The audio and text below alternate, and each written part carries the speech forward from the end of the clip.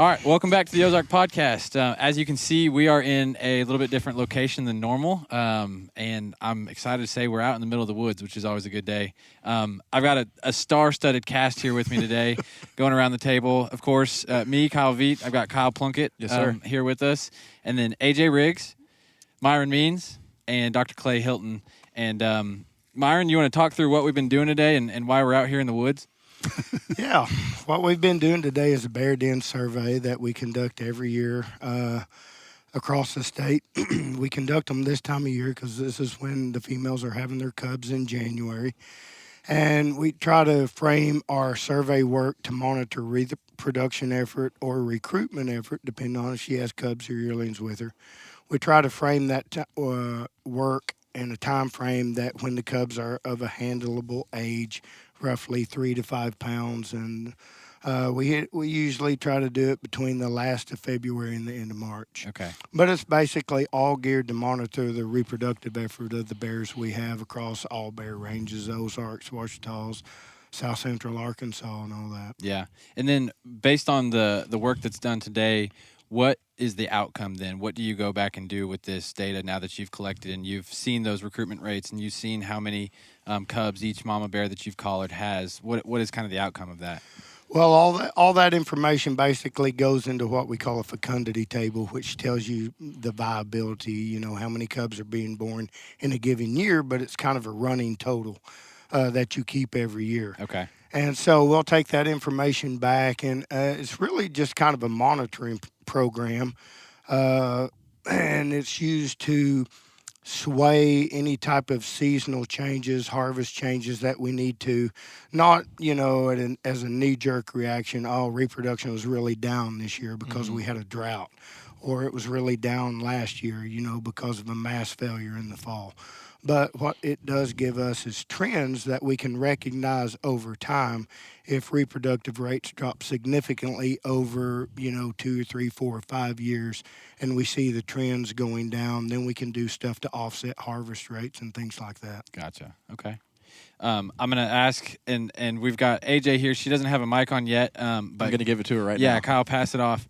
AJ, I'm going to ask you, on a typical day like today, we're out here. We've had a few other people out here with us. What does a typical bear den visit look like? Normally there's a... And is there a typical bear den visit? Typical. That's the thing. I started to say chaos. Yeah. Controlled chaos. Organized chaos. Herding cats. Okay. Really. Most of them end up getting a group of folks together to come out, and there's almost always a biologist or two, and then an anesthesia team. Okay. Even without these drug trials that we're doing for this particular trip, we normally have a team that's dedicated to Mama to make sure Mama's okay, because in reality, she's the reason we're there. Right. And then we hike whatever distance it is to go find her. Today was a hike for sure. Today was at a max. Yeah. Sometimes it's 20 yards off the road, and sometimes it's a mile and plus off of a road.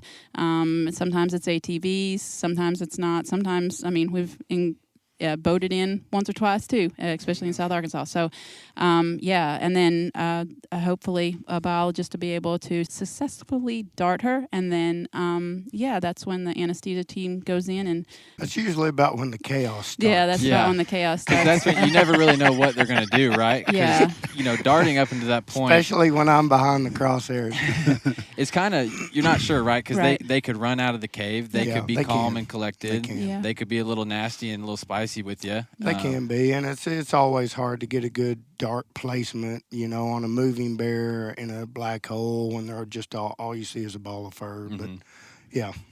And how many of these do you guys typically do a year? It'll range. We try to have 60 collared females across the state, roughly 20 in each physiographic range of the state, 20 or so across the Ozarks and Bear Range, 20 in the Ouachitas, 20 in the Gulf Coastal Plain. So, in any given year, the number of sows that we will do cub trips on or reproductive surveys on like this may range anywhere from 20 to 30 a year. Gotcha. I'll use this opportunity now to introduce our fourth guest. I don't know how many people do we have with us. Dr. Clay Hilton. You've actually made the trip up from Texas. Yes. You're not a local guy, but No. you were actually here last year. We got to do a trip last year with you Yep. when you were first testing the new drug that we used then. Some of our listeners may be familiar with that.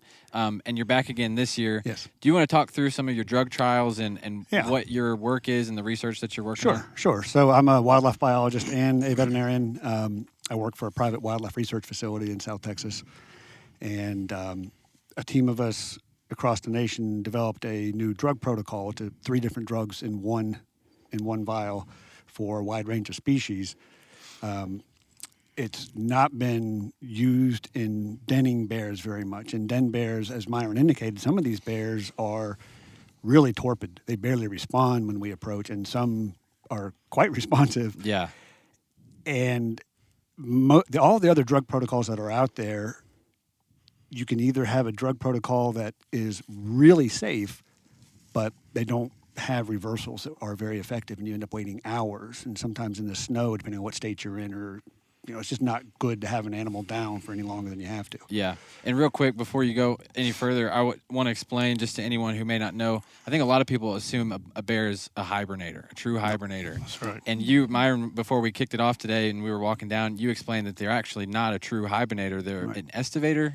Yes, they estivate. They're not a true hibernator. Okay. A good example of a true hibernator would be a groundhog. Okay. Gotcha. If you went in the middle and dug a groundhog up in the middle of its denning cycle or in the middle of its hibernation period, it'd be completely catatonic. And Okay. it couldn't move because it lowers everything down in its body, all of its physiological processes, to a point that it's basically in a coma. Mm-hmm. And bears are not that. Bears are estivators. They do go into a torpor period or go into kind of a lethargy, a deep sleep, but they can arouse instantly, which Got it. they always do. Got it. So, So didn't mean to cut you off there, No, you're Clay. fine. But just as so this bear, when we approach, is actually awake. It's very aware, and so the drug is being used to then put them under, so that you guys can do the research and the work that you need Right. to do. So we're looking for a very a drug protocol that gets them immobilized very quickly, wide range of safety, and the most beautiful thing is it's almost completely reversible. So Okay. when we're done, we can give the reversals and walk away, watch them as soon as they can get up, we're out of there. yeah, I mean, they can immediately return to maternal care of the cubs, nurse the cubs, take care of the cubs. Because, I mean, typically it's not 75 degrees when we do this. And if it's, 45 degrees and it's really cold, we want that mom to be able to get back, be awake, and care for those cubs as quick as possible. Yeah. So you're talking about the old drugs and how they used to work. They don't have reversals. And so we were talking on the hike, there's you have a compromise. You either have a drug that's really safe, but kind of, at least in the old days, really safe, but it lasts a long time. Right. Or you have a reversal, but it can be a little bit more dangerous and kind of harmful to the bear. Yeah. So the new drug that you're working on, researching, that we're trialing out here is actually a little bit of it's best of both worlds. It appears to be. I've used it in more deer than I can count. It works beautifully in deer. One zebra. Okay. Some of my colleagues have used it in other species across the nation. Works really well in elk, brown bears. Does not work well in mountain lions. Does not work well in wild pigs. Okay. We've used it in summer bears last Yeah, summer. we used it in summer bears 2 years. Yeah, two years ago. 2 years ago. So it's species yeah. specific. You're seeing a difference between a mountain lion and a wild pig. It's not working versus a black bear. How do you know? Like, how do you know it's working well? When or they try not to eat you, That's the first sign. when you have given the That's pig pretty odd. Yeah. multiple darts and it goes down, and every time you approach it, it jumps up and is popping its jaws and running you out of the corral trap. Okay. Gotcha. Not what you or- want. No, I would agree. When the lion rolls its head up every time you approach, it doesn't. Gotcha. That's not. Yeah, I'm not a scientist, but I think I would even know that. Very cool. So talk me then today. How did today go? Was it to y'all's expectations? Was it, as best we can? Was it a typical day? Yeah, Successful? I think it was. Except for that it took 2 darts. Myron got a little Hey, it's all good. off on the crosshairs. It's all good. We I think all have done it. I thought today went really smooth. She went down really quickly. We were able to put our hands on her really quickly, get her out of the den really quickly. Her all of her vital signs were right in the ranges that we wanted them. Yeah, I thought it went beautifully. Might have been just a tad light. May have been a tad light, yeah. She ended up being what? 230. 232 pounds, Yep. and someone had estimated 160. Somebody had estimated 160. Pointing the finger at Myron again. Myron, I they're was not very just going off nice to you. when I caught her last summer. She just didn't look that big. She was Big girl. She was. and pulling her out of there probably took 6 of us to Yeah. pull her out and slide her Yeah, down. we got a good carry bag, and but it takes a team of people. It really does. And typically we don't weigh bears in the den cycle, but everything. But because we are doing the drug trials, and they are very specific to weighted dose. It's important for us to bring them out and weigh them and everything, man. But we get them back, and they wake up safe and sound. So. Yeah, good. Clay, how long? I know you're working through approvals to get this approved officially for bears. How long does that process normally take, and kind of what are the next steps? The next steps are to collate all the data, run them for what we call normality, see if there's any outliers, and we just exclude those data and look at all the blood gas parameters, all the metabolic parameters, just everything, time to they go down, time to arousal after we give the reversals, all of that, and get that published so it's in the peer-reviewed literature so that my colleagues can be using it too, because Myron and I talked to an awful lot of people at the Eastern Black Bear Workshop last year that are really looking forward to a better protocol. I was going to ask, how significant would this be if approved and started being used? Huge. Really? Yeah, it would be. I mean, there's agencies all across the country, bear, that have bear and work with bear and do den surveys just like we do every year, and giving them that particular drug to use during a den bear it's important. I mean, it's great management. It's even better management, Yeah, absolutely. If the compounding pharmacy that owns the patent of this drug, if they want to seek FDA approval, it'll take 2 to 5 years. Okay, gotcha. But there's so much that we do in the zoo and wildlife medicine world that is what we call off-label use, meaning there's nothing else that's as good as this or as safe as this, so use it. Right. Yeah, why not? That makes sense. I'm excited to see, and hopefully it goes well. I know so far the success has been pretty overwhelming. It's really looking good. Good. We did the pilot study a couple of years ago on awake bears in spring and non-denned bears in spring and summer. Did the trials last year when we met, on 10 bears, and it looked good enough to, now you see what we're doing with intubation, monitoring blood gases, end-tidal CO2, the carbon dioxide they blow off, oxygenation of the blood. I mean, it's a full-on field anesthesia study. Yeah, absolutely. Well, it's very cool, and to get to watch you guys work and your professionalism and just how you guys go about your business is very impressive. And just kudos to you guys and your research facilities and Game and Fish for the work that you guys do. Really cool to get to see, and the fact that you open it up to let people learn and try to educate the public goes a long way, because some people are like, well, what are they doing, and how do they do that, and how do they make these recommendations? Exactly. But to get to see it firsthand and kind of be able to help spread the message, it's an honor for us to get to come out here and hang out with you guys and learn. But it's just really cool to see how it all comes together from y'all's perspective. So Thanks. Yeah, it is. I mean, it's great exposure for us as an agency as well. Just like you said, to kind of let people know, hey, this is what your tax dollars go for. This is what we do in the background. To have good bear hunting or good deer hunting or whatever game species it be. So Continuing the legacy of the black bear in the natural state. Yeah, That's what I say. Yeah, there's no other state or tribal natural resources agency that is doing this. Mm-hmm. Everybody else is waiting for us to get this published. So Arkansas Game and Fish, they're on the cutting edge of what is the best animal handling practices for bears. That's pretty cool, huge. Cool to hear. Nobody else is doing this. Especially from you, who's kind of an outsider. Like, you're not even from here. I'm licensed here. Yeah, there you go. So you're looking at it and saying, like, wow, these guys are really doing something cool. Yes, sir. And that would kind of speak to just the innovation and the pushing the forward edge for this agency Yes, sir. across the country. Yeah. That's cool. Yeah. Well, I appreciate y'all's time. Kyle, do you have any closing thoughts or questions you want to ask? I've got one more question, and then Kyle can wrap it up. And Myron, this may not be what you do. It may be the social media AGFC people, whoever they are. But I took the social survey a couple weekends ago. It was a long survey. I mean, it's everything from fish and deer and turkey. And, it's robust. It's good. It's great.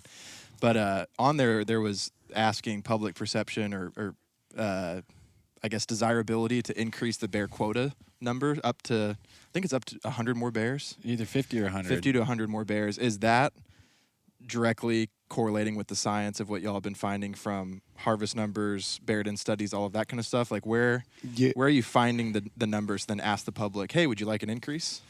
Yes, it is. It is right in line with what we're doing. Matter of fact, of course, it has not been approved yet. It's just a recommendation at this point. Mm-hmm. It won't become approved until our commission votes it in. But I did propose to increase the Zone 1 archery quota by 50 bears. We can certainly withstand it. You know, this last year was a record harvest year, 765 bears. And we're actually harvesting about where we need to be. Okay. Harvest-wise. Now, there are some things that we need to fine-tune. I think we need to do some media, some social media education, and we need to kind of start steering people away from harvesting sows. You know, not that we can't sustain, 45, 46% sows in a harvest, but when you're creeping up there, like this last year was 58% sows, 52% males. Anytime you really go above 46%, it's not real sustainable long term. Right. And so, you know, we need to do some things maybe in the future to start kind of curtail our sow harvest overall by 1% or 2%. You think But some of we're harvesting where we need to be harvesting numbers-wise. You think some of that's new hunters getting excited about the bear state, having bears again? And Yeah, it's the first bear to the bait. I kinda think deal? it is, and I think some of it may, indirectly have to do with the fact that Zone 1's always the highest harvest zone, and, there's a quota, so there's a lot of people out there that are trying to beat the clock. First bear that comes in. I mean, I hunt bear Zone 1, I feel kind of the same pressure a little bit, but, I can understand why people feel pressure to get a bear, before the season closes. Well, it may close in a couple of days. Yeah, because it opened up this last year on a Wednesday. Yeah, and then when did it'll it open close? next year on a Wednesday. It was open a week in Zone 1. A week. For the archery. Yeah. Yeah. So it can go really fast. It can, yeah. And, that's one thing by adding more bears to the archery quota. Maybe, we can alleviate some of that beat the clock mentality, and maybe hunters will start to become more selective and try to harvest males instead of females. Yeah, absolutely. So what we don't want to do is end up, 2 or 3 years down the road, try to regulate in something that makes people, harvest sows or males rather than females. So. Yeah, that makes sense.